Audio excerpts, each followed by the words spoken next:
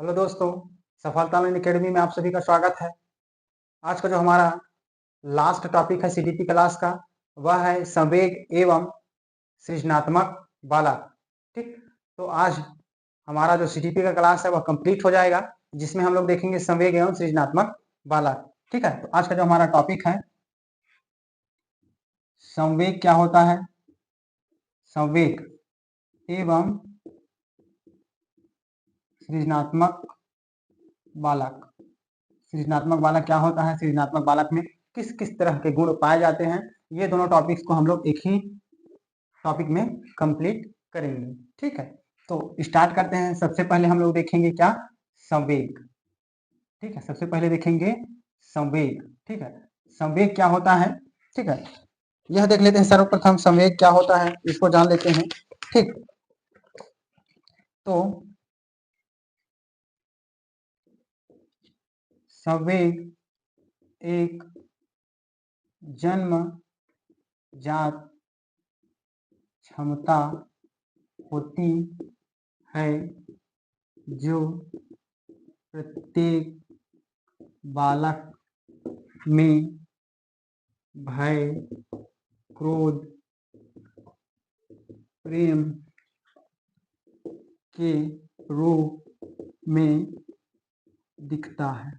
ठीक है, जो संवेग है एक प्रकार का क्या होता है, जन्मजात क्षमता होती है, जन्म से ही हमारे साथ में रहती है। ठीक है, जैसे भय करना, क्रोध करना, प्रेम करना, यह सब इसके अंतर्गत आते हैं, संवेग के अंतर्गत आते हैं। एक बालक जैसे कभी भय प्रकट करता है, कभी क्रोध, कभी प्रेम प्रकट करता है, तो ये सभी किसके अंतर्गत आते हैं, आपके संवेग के अंतर्गत आते हैं। अब जैसे विभिन्न प्रकार के जो मनोवैज्ञानिक हैं उन्होंने कुछ परिभाषाएं बताई है, तो उनके अनुसार में भी देख लेते हैं। तो सर्वप्रथम देखते हैं, सर्वप्रथम मैकडूगल के अनुसार देख लेते हैं। मैकडूगल, ठीक है, के अनुसार। ठीक है, मैकडूगल जो महोदय है वह क्या कहते हैं, जो मूल प्रवृत्तियां जन्मजात होती है। ठीक है, जो मूल प्रवृत्तियां होती है ना इसकी, वह क्या होती है, जन्मजात होती है। ठीक है, अगला अगला देख लेते हैं वुडवर्थ के अनुसार। जो वुडवर्थ महोदय है वह क्या कहते हैं संवेग के प्रति, तो यह कहते हैं संवेग मनुष्य की उत्तेजित दशा है। ठीक है, मनुष्य की एक उत्तेजित दशा ही क्या है, संवेग है। यह कौन कहते हैं, वुडवर्थ कहते हैं। ठीक है, तो इस प्रकार से हमने जो महत्वपूर्ण जो मैकडूगल और वुडवर्थ का स्टेटमेंट है उसको हमने जाना।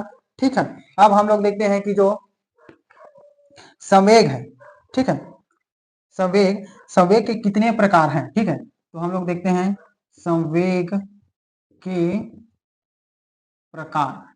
ठीक है, क्या देखते हैं, संवेग के प्रकार। तो जो मैकडूगल महोदय हैं, क्या मैकडूगल ने इसके 14 प्रकार बताए हैं। ठीक है, जो मैकडूगल है उसने संवेग के कितने प्रकार बताए हैं, 14 प्रकार बताए हैं। तो आइए इन 14 जो प्रकार हैं उसको हम लोग देखते हैं कि संवेग के क्या क्या होते हैं। ठीक है, एक साइड में लिख रहा हूं संवेग। ठीक है, और इसकी प्रवृत्ति कैसी होती है, मूल प्रवृत्ति। ठीक है, मूल प्रवृत्ति। ठीक है, हम लोग दूसरे साइड जानेंगे और यहाँ लिख देता हूं मैं क्रमांक। तो सबसे पहला देखते हैं संवेग, सबसे पहला संवेग है भय। ठीक, क्या, भय। भय का मतलब होता है भागना, या इसी को बोलते हैं पलायन। ठीक, ये भय, कभी कभी बच्चा क्या करता है, भय प्रकट करता है। ठीक है, इसको बोलते हैं भागना या पलायन। ठीक है, दूसरा दूसरा है क्रोध। क्या, क्रोध। ठीक है, क्रोध को बोला जाता है युयुत्सा। ठीक है, युयुत्सा।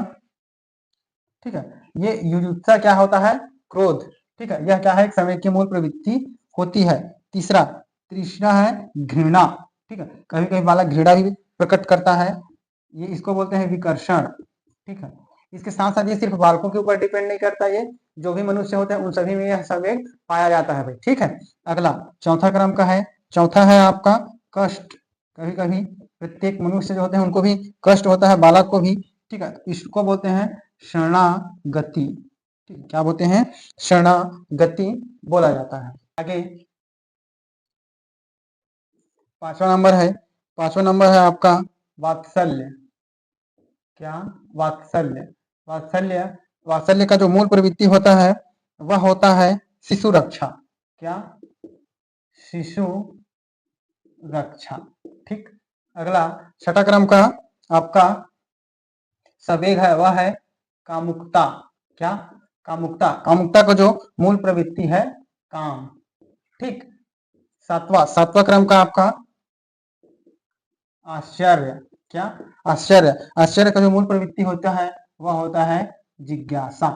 ठीक है, जैसे आश्चर्य मतलब क्या होता है? जिज्ञासा। जैसे कुछ चीजें हम लोग अचानक देख लेते हैं जिससे हमारे मन में क्या है ऐसा उत्पन्न हो जाता है कि नई जिज्ञासा जाग जाती है। कोई चीज हम लोग क्या कर सकते हैं, आश्चर्य रूप में वह हमारे सामने आ जाता है, वो जिज्ञासा से भर जाते हैं। ठीक है, तो ये है आपका, ठीक है, सातवां क्रम का आश्चर्य।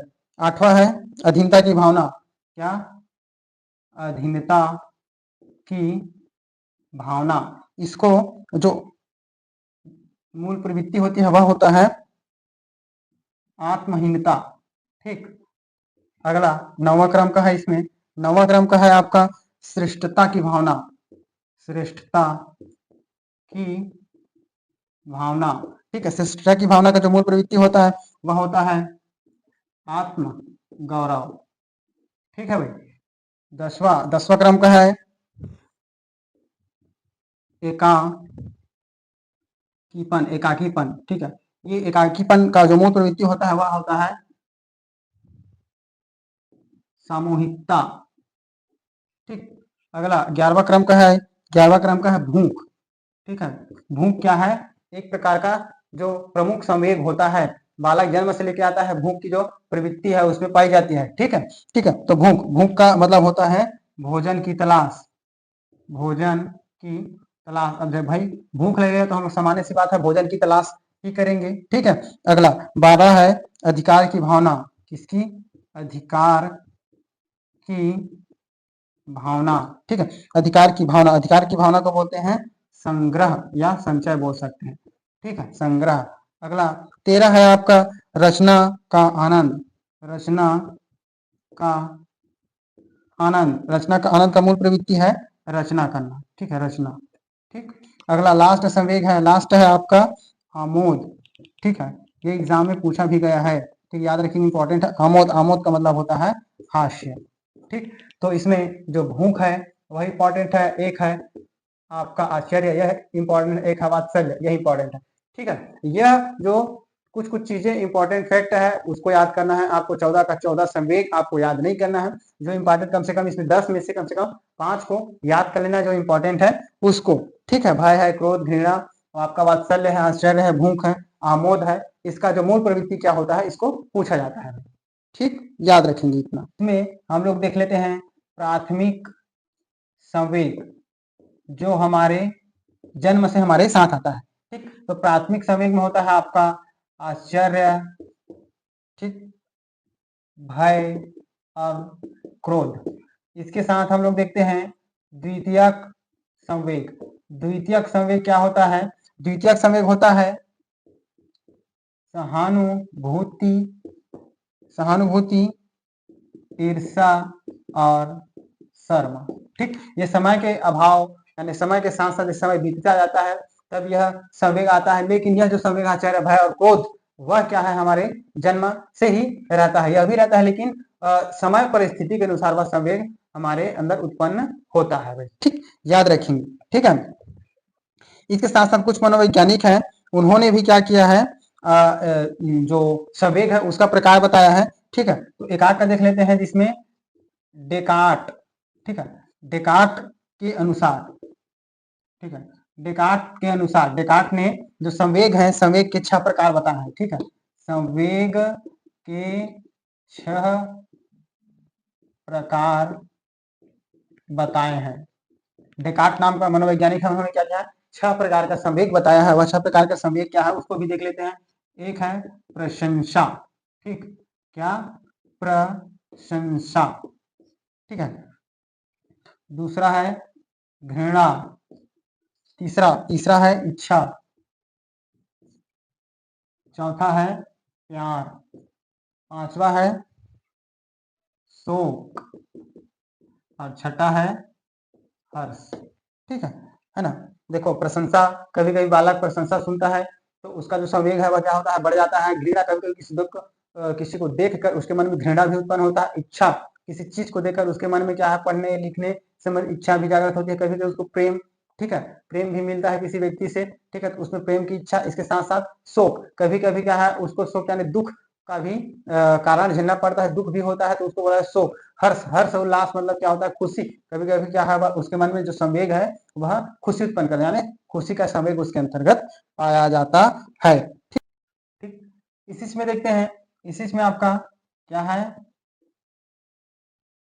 सृजनात्मक, ठीक है, सृजनात्मकता, ठीक है, या इसी को बोलते हैं सृजनात्मक बालक, ठीक है भाई, याद रखेंगे। तो यह होता क्या है सृजनात्मकता, ठीक है। इसको देख लेते हैं, इसका जो थोड़ा सा परिभाषा देख लेते हैं कि सृजनात्मकता होता क्या है। तो सृजनात्मकता का तात्पर्य है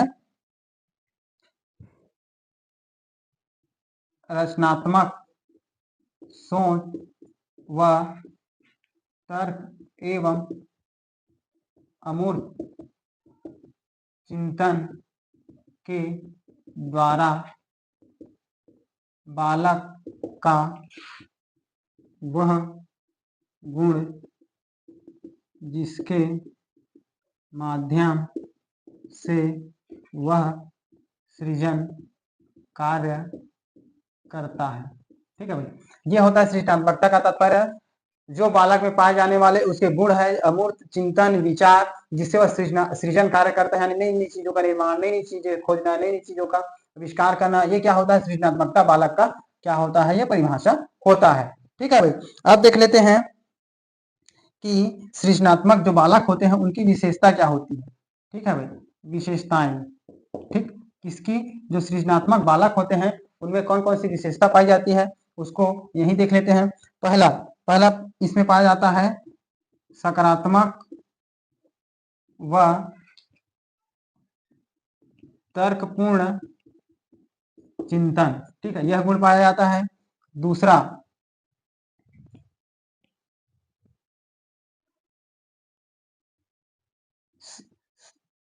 सृजनात्मकता, सृजनात्मकता साध्य न होकर साधन है, ठीक है, याद रखिएगा। ये इंपॉर्टेंट फैक्ट जो है पूछा गया है कि जो सृजनात्मकता है वह साध्य है कि साधन, तो आप लोग बोलेंगे साधन है, ठीक है। अगला तीसरा होता है जटिल कार्यों को आसानी से कर पाने का गुण, ठीक है। इसमें जो यदि सृजनात्मक बालक है उसको हम लोग कठिन कार्य भी देते हैं तो वह क्या है आसानी से उस कार्य को संपादित कर लेता है, उस कार्य को कंप्लीट कर लेता है, ठीक है। अगला गुण है जो सृजनात्मक बालक में शिक्षा के प्रति रुचि रहती है, ठीक है। जैसे उसको पढ़ाया जा रहा है, दिखाया जा रहा है, तो बालक क्या करता है एकदम इंटरेस्ट के साथ यानी रुचि पूर्वक क्या करता है, बातों को सुनता है, समझता है, सीखने का प्रयास करता है, ठीक है। अन्य बालकों से अधिक क्रियाशील होता है, ठीक है भाई। जो अन्य बालक होते हैं, बालक जैसे विद्यालय में बहुत सारे बालक होते हैं, तो अन्य बालकों से यह क्या होता है अधिक क्रियाशील होता है। यदि छोटा सा भी कार्य उसको दे देते हैं तो बड़ी आसानी के साथ और सरलता के साथ वह क्या है उत्सुकता के साथ उस कार्य को कंप्लीट कर लेता है, ठीक है। सृजनात्मकता के तत्व, सृजनात्मकता के कौन कौन से तत्व होते हैं इसको देख लेते हैं। इसके चार प्रमुख तत्व होते हैं। ठीक है भाई, जो सृजनात्मकता होते हैं या सृजनात्मक बालक होते हैं उसमें 4 प्रमुख तत्व पाए जाते हैं। ठीक है, पहला इसमें होती है प्रवाहिता। ठीक, क्या? प्रवाहिता। ठीक है, प्रवाहिता से तात्पर्य है, प्रवाहिता से तात्पर्य है, प्रवाहिता से तात्पर्य है विचारों का प्रवाह व सही रूप में विचारों का आदान प्रदान करना। ठीक, मतलब यह प्रवाहिता, जो सृजनात्मक बालक होते हैं वे अपनी विचारों को, अपनी बातों को सामने वाले के समक्ष बड़ी आसानी से सरल रूप में क्या कर सकते हैं, आदान प्रदान कर सकते हैं। सामने वाला जो कुछ बोल रहा है उसको समझ सकते हैं, या उसको जो समझ आ रहा है वह सामने वालों को बोल सकता है, समझ सके, समझा सकता है। ठीक, प्रवाहिता का गुण उसमें पाया जाता है। ठीक है, दूसरा होता है उसमें लचीलापन। ठीक है, लचीलापन, लचीलापन का तात्पर्य क्या है? इसमें सही ढंग से समस्याओं का समाधान कर पाना। ठीक है, इसमें लचीलापन यानी जैसे जो सृजनात्मक बालक होते हैं वह क्या होते हैं, बड़ी आसानी से समस्याओं का क्या कर सकते हैं, समाधान कर सकते हैं, लचीलापन ढंग से। ठीक है, तीसरा इसी में पाया जाता है मौलिकता। ठीक है, मौलिकता, ये गुण इंपॉर्टेंट है, मौलिकता। ठीक है, तो इसका तात्पर्य है अनोखापन। ठीक है, अनोखापन है। ठीक है, इससे पूर्णता, नवीन अभिव्यक्ति होता है। ठीक, मतलब ये है कि जैसे मौलिकता का गुण जिस बालक में पाया जाता है, सृजनात्मक बालक में उपस्थित होता है, पाया जाता है, वह अनोखापन होता है, जिसके साथ साथ क्या, नवीन अभिव्यक्ति, नई नई चीजों को जानना, नई नई चीजों से मेल जोल करना, नई नई चीजों का निर्माण करना, ये किसके अंतर्गत आता है, सृजनात्मक बालक के जो गुण होते हैं वह क्या है, प्रमुख होता है। ठीक, अगला विस्तारण। क्या? विस्तारण।